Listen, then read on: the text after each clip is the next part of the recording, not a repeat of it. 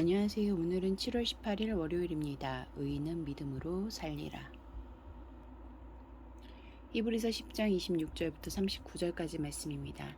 우리가 진리를 아는 지식을 받은 후 짐짓 죄를 범한즉 다시 속죄하는 제사가 없고 오직 무서운 마음으로 심판을 기다리는 것과 대적하는 자를 태울 맹렬한 불만 있으리라. 모세의 법을 폐한 자도 두세 증인으로 말미암아 불쌍히 여김을 받지 못하고 죽었거든. 하물며 하나님의 아들을 짓밟고 자기를 거룩하게 한 언약의 피를 부정한 것으로 여기고 은혜의 성령을 욕되게 하는 자가 당연히 받을 형벌은 얼마나 더 무겁겠느냐. 너희는 생각하라. 원수 갚는 것이 내게 있으니 내가 갚으리라 하시고 또 다시 주께서 그의 백성을 심판하리라 말씀하신 것을 우리가 아노니 살아계신 하나님의 손에 빠져 들어가는 것이 무서울진저 전날에 너희가 빛을 받은 후에 고난의 큰 싸움을 견뎌낸 것을 생각하라.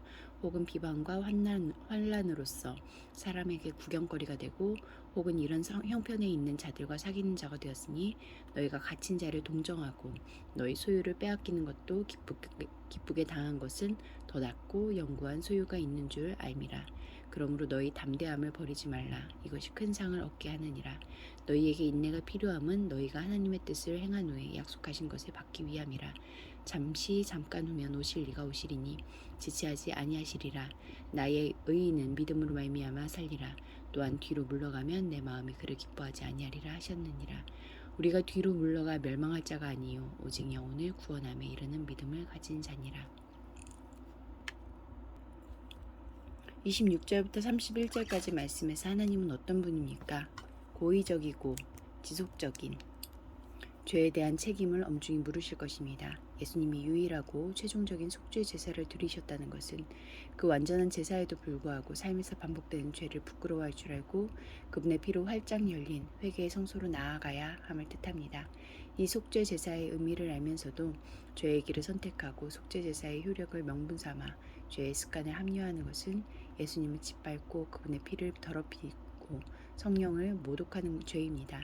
한 영원한 제사를 없인 여긴 이들을 기다리는 것은 심판뿐입니다. 예수님이 속죄 제사를 종결하셨으므로 더는 마련될 속죄가 없기 때문입니다. 예수님이 십자가로 인해 나는 죄와 싸웁니까? 아니면 죄와 타협합니까? 32절부터 34절까지 말씀에서 나에게 주시는 교훈은 무엇입니까? 고난으로 믿음이 흔들릴 때 애초부터 믿음이 고난의 큰 싸움임을 기억해야 하고 견디고 또 견디었던 승리의 여정을 생각해야 합니다. 교회란 믿는 대로 살다가 세상에서 소외되어 구경거리가 된 이들끼리 사귀는 곳이었고 믿음을 지키다 투옥된 이들을 돌보는 곳이었고 믿음 때문에 입은 경제적 손실을 천국의 제물로 쌓아가는 곳이었습니다. 믿음이란 함께라서 견딘 길이었고 현재의 고난에 잠식되지 않도록 미래의 보상을 꿈꾸며 인내한 길이었습니다. 이런 영적 승리의 기억이 내게도 있습니까? 35절, 36절 말씀에서 나에게 주신 교훈은 무엇입니까? 예수님의 피로 하나님 앞에 나아가는 담대함을 얻은 이들은 세상에 나아가서도 그 담대함을 잃지 않을 수 있습니다. 날마다 하나님을 대면하여 하늘의 큰 보상에 대한 약속을 담대히 확인하고 땅의 회유와 겁박을 담대히 물리칠 수 있습니다. 37절과 39절 말씀에서 나에게 주신 교훈은 무엇입니까? 주께서 오실 날이 얼마 안 남았습니다. 조금만 더 참으면 됩니다. 살리는 믿음, 멸망치 않게 하는 믿음, 구원에 이르는 믿음은 견디어낸 것을 지속하는 삶의 발걸음입니다. 믿음 결코 인내의 포기와 영적인 퇴보를 합리화하는 도구일 수 없습니다.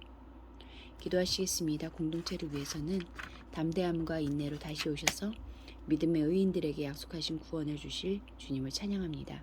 중국 정부가 티베트인의 취업, 입학 등의 권리를 제한하는 새로운 지침을 티베트 자치구에 내렸다.